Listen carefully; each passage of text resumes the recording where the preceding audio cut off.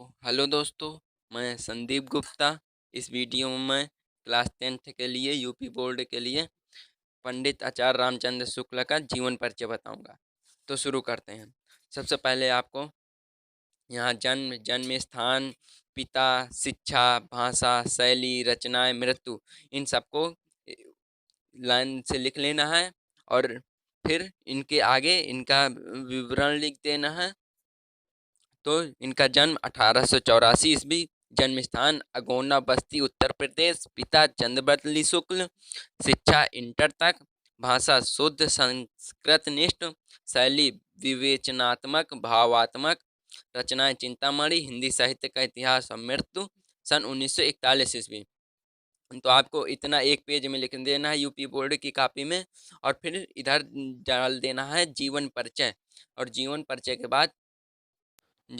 के बाद फिर नीचे से लिखना है थोड़ा जगह छोड़ के, पंडित आचार्य रामचंद्र शुक्ल जी का जन्म सन 1884 ईस्वी को बस्ती जिले के अगोना नामक ग्राम में हुआ था।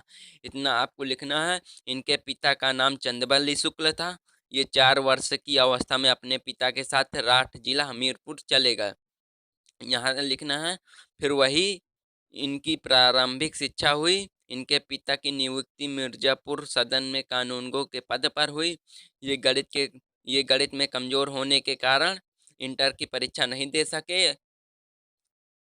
इनका हिंदी साहित्य के अध्ययन कार्य में लग गए और हिंदी शब्द सागर के लिए वैतानिक सहायक के रूप में काशी आ गए।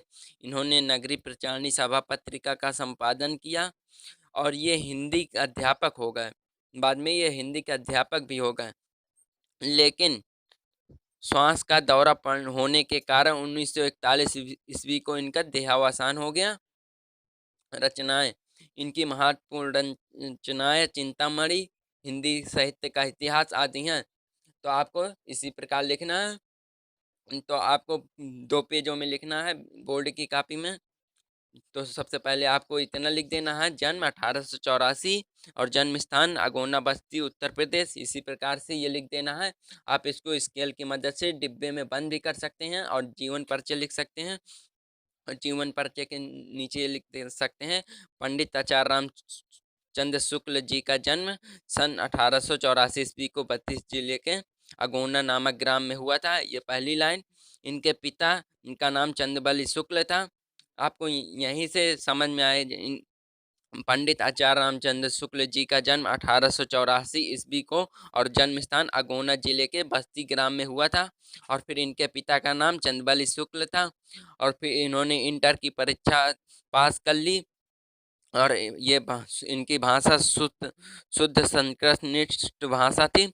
इस तरह आपको पहले ये लिख लेना है, इससे आपको आसानी रहेगी और भूलेगा भी नहीं, अच्छे से याद हो जाएगा। तो वीडियो पसंद आए तो लाइक कीजिए और सब्सक्राइब कर दीजिए चैनल को और दोस्तों के साथ शेयर कर दीजिए। धन्यवाद।